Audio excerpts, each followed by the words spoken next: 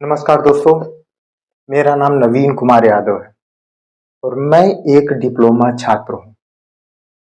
मेरी मांग यह है, यूपी ट्रिपल एससी जेई में जो वैकेंसी आई है, उसके संदर्भ में जो बीटेक वालों को अलाउ किया गया है, किस आधार पे किया गया है, क्यों किया गया है और हमारी जो मांग है, हमारा जो तर्क है, वो कितना जायज है, इस पे चर्चा होनी चाहिए। और हम अपने अधिकार के लिए तब तक लड़ेंगे जब तक कि जो है हमारी जीत नहीं हो जाती और हमारी लड़ाई जायज है। क्यों जायज है? जब आप जब आप पीआरटी अर्थात प्राइमरी के टीचर के लिए आप बीएड वालों को बीएड वालों को अलाउ नहीं करते, तो आप यूपी ट्रिपल एससी जेई के लिए आप क्यों बीटेक वालों को अलाउ किए हैं?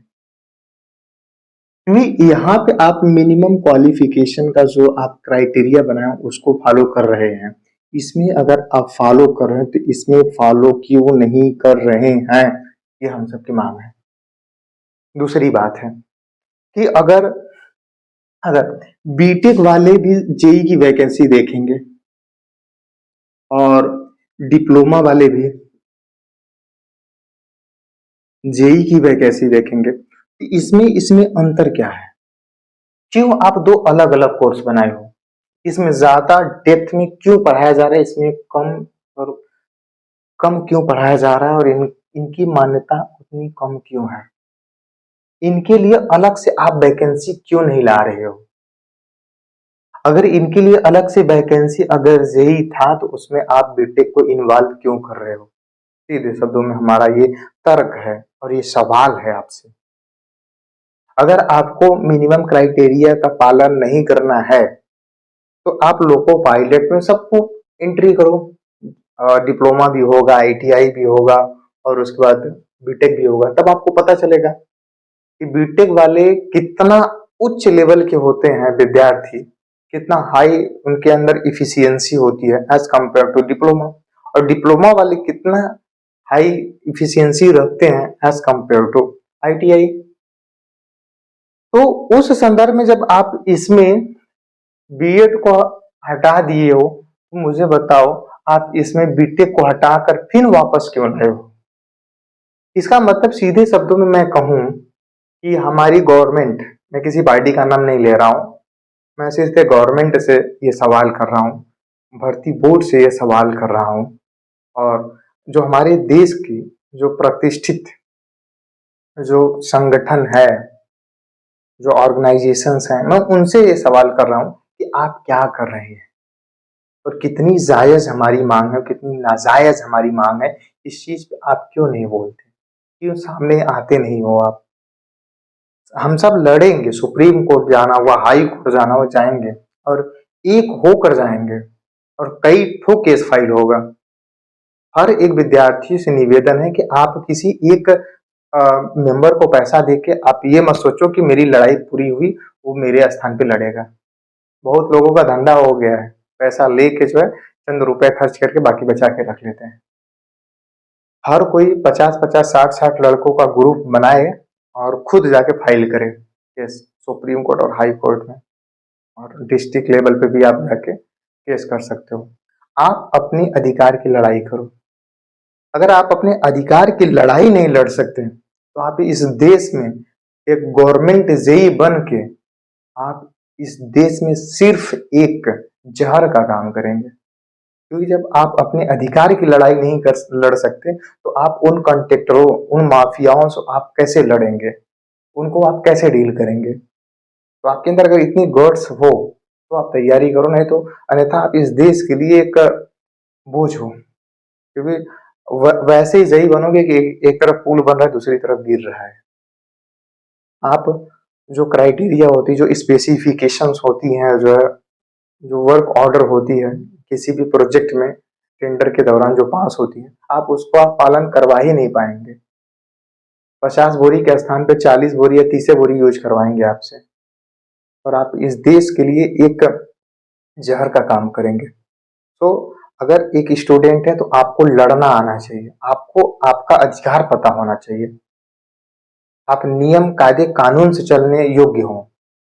अगर गलत हो रहा है तो आप लड़ो, सही हो रहा है तो आप उस चीज का एंजॉय करो, समर्थन करो, अप्रिशिएट करो। सो हम सबकी मांग क्या है? बेटे को हटाओ। दूसरी जो सबसे बड़ी मांग है कि बहुत सारे विद्यार्थी हैं जो 2021 2022 में उम्मीद करके पेट का पेपर दिए थे, लेकिन महाराज यूपी ट्रिपल एससी के द्वारा इस पे वैकेंसी नहीं लाई गई। तो 2023 में बहुत से विद्यार्थी इस चीज से छूट गए, अच्छे विद्यार्थी छूट गए। अगर आप 21-22 में नहीं लाए तो आपको पहले ही बता देना चाहिए था। अगर 23 में लाना था तो बता देना चाहिए था, क्योंकि बहुत सारे विद्यार्थियों को लगा फिजूल का पैसा बर्बादी है, खर्चा है और परेशानी है, तो नहीं दिए, उनको उचित नहीं लगा। अगर सच में आपको वैकेंसी देनी थी तो 2 साल क्यों नहीं दिए और 1 ही साल क्यों दिए? अगर 1 साल दिए तो उन विद्यार्थियों को क्या होगा जो इसमें उम्मीद करके दिए थे? आप किस चीज का परीक्षण कर रहे हैं महाराज? पेशेंस की परीक्षण कर रहे हैं या फिर नॉलेज का परीक्षण कर रहे हैं? हमारे देश में आज ऐसा सिस्टम है ना कि कोई पेपर रुक ही नहीं रहा है। ये देश मानो है ही नहीं। यहाँ पे जब आप सही से पेपर नहीं करा सकते तो आप इस देश की जो प्राइवेसी है आप उसको कैसे मेंटेन कर सकते हैं? डिफेंस से रिलेटेड जितनी प्राइवेशियल चीजें हैं आप कैसे रख पाएंगे? हम सब कैसे उम्मीद कर सकते हैं कि अन्य देश वाले उस चीज को न पाएंगे या नहीं पाएंगे? ये हमारे लिए एक बहुत बड़ा डर का एक सवाल है और डर भी है। जब एक पेपर आप नहीं करा पा रहे हो तो मैं आपसे किस चीज का उम्मीद करूं?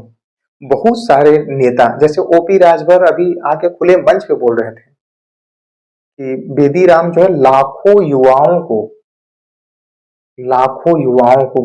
खुले मंच पे बोला है बंदा कि लाखों युवाओं को जो है ये नौकरी करवाए हैं। आप फॉर्म भरिए और उनसे जाके मिल लीजिए। मिलने का मतलब है कि पैसा लेके जाइए, मिल लिए उनसे और बाईपास कराते हैं। नीट के पेपर में भी पकड़े गए हैं। लेकिन हमारी गवर्नमेंट क्या है, वो ईडी सीबीआई का इस्तेमाल वहां पे करती है जो उनके लिए कीड़ा का कार्य करे, जो उनके लिए जो है रुकावट का कार्य करे। भले उस देश के लिए वो अमृत हो, उसको उसके साथ गलत होगा। ऐसे जब नेता रहेंगे तो हमारे और आपका अधिकारों का क्या ही हो सकता है? हम और आप इस धरती पे क्यों आए हैं? सीधे शब्दों में वोट देने के लिए आए हैं और वोट उनको देंगे जो इस देश को चलाने योग्य है ही नहीं। चोर तो सभी हैं, कोई थोड़ा कम क्या चोर, थोड़ा कोई ज्यादा क्या चोर।